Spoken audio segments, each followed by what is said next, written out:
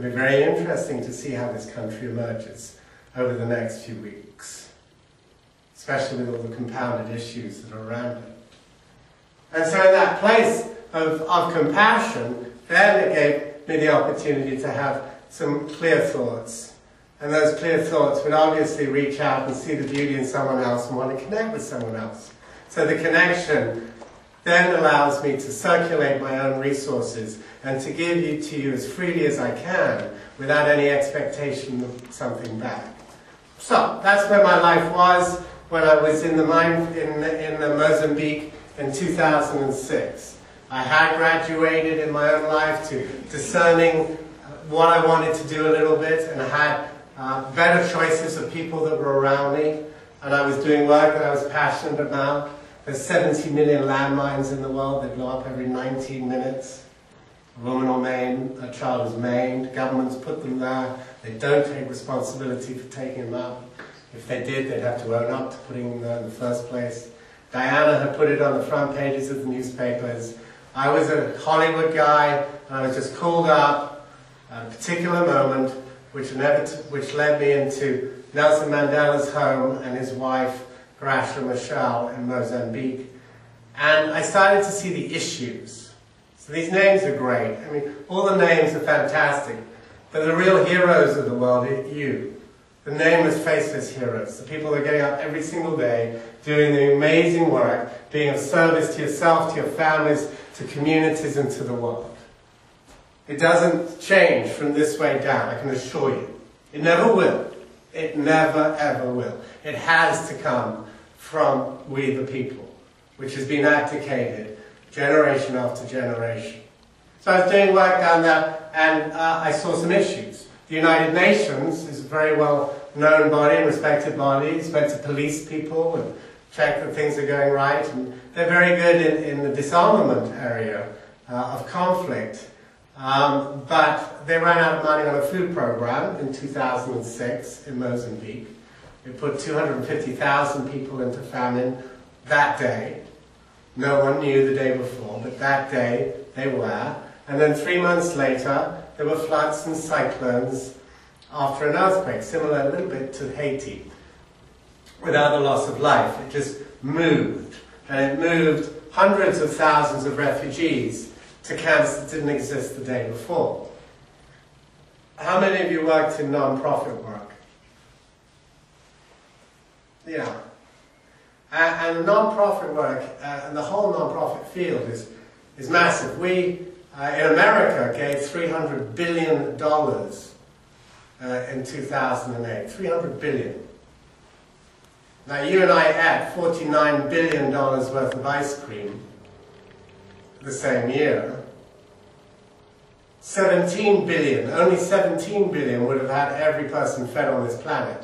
So everything I'm telling you today, and everything you're going to see, is very, very achievable right now. It's not some pipe dream, it is reality.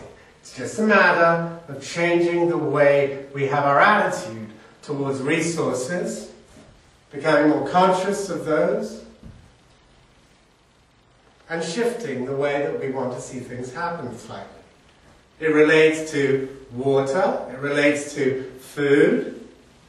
No one told you to buy water. Your parents, when they were told that they'd have to pay more for water than for gas, they would have laughed. You don't pay for water. Yet we now pay more for water than we do for gas. Food, everyone can be fed on this planet. It's very, very simple. Very simple. Education is critical, we all know about that. And recognizing that we're all able to be enterprising. 200 million women today in the third world receive microloans. Deborah has just birthed a program that has allowed another 15 women in the last 2 weeks in the worst slum in sub-Saharan Nairobi, a slum called Kibera, to be gifted. Simple, £100 from you, connected to £100, well administrated in Nairobi, has just given someone a life and also their entire family. It was simple. just a matter of circulating resources. And the circulation was not one of non-profit. The circulation was, the money works, the money comes back to you. Non-profit is money goes into the field, money never comes back. So Mandela showed me that we've given $2 trillion to Africa in 30 years. So February of 2007, you would have all done exactly the same as me. You would have seen the best people in the field who were non-profit workers with no money and no food. You would have seen hundreds of thousands of people walking into refugee camps that didn't exist the day before. You would have witnessed the United Nations with no money. And you would have had patrons, as I did, like Nelson Mandela and Brad Pitt and Richard Branson and others, who were very influential people, but completely powerless in that moment. When you saw starving families and non-profits who are amazing organizations, but just saying, we're not worthy, we can't deal with this issue, we just don't have anything. You would have picked up exactly the same way as I did. The phone, and yes, I do have a good database in my phone, and I was able to shift $2.5 million worth of food in a very short period of time from a China for-profit company factory to Mozambique. I call it a band-aid, a very big band-aid on a very large hemorrhaging wound. In that moment I knew that our connectivity could create results there, and it could create results wherever we wanted to make it. So I set apart my life to support you to be the best that you can be, to bring forward your brilliance. Others had already beckoned that forward. The perfect storm was already in place. There were amazing people like Mary Ann Williamson who written a poem, "It's our light, not our darkness, that most frightens us. You're born to be a child of God, to be brilliant and talented. It doesn't serve you to shrink so that other people are more secure around you." That was already in play. Nelson Mandela was already on the playing field, having been a humanitarian for so long, that said, no, let's not judge, let's forgive, and creating forgiveness councils after 27 years of imprisonment. You know? These things were in play. There was a man called Muhammad Yunus, a little tiny professor from Bangladesh, who was in a situation in 1978 similar to the one that I saw, who also acted. You can't get to your mission unless you have a vision plus an action. And his action was to take $42 out of his pocket and give it to some women in Bangladesh. He won the Nobel Peace Prize that same year. So you would have stumbled over this as much as I stumbled over it.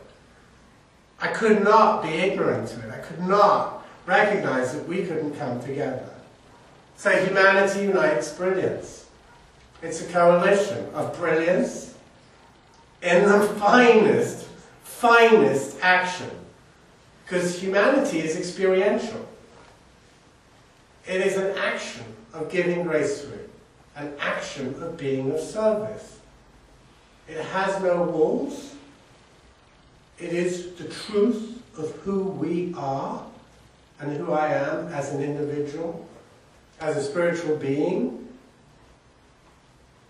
Beyond all the cacophony of din and sound of thousands of years of generational crap.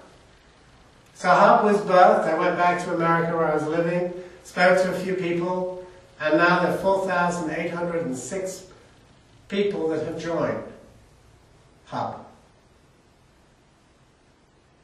in 10 countries. Not easy to start a company. How many of you started companies? Yeah, not easy.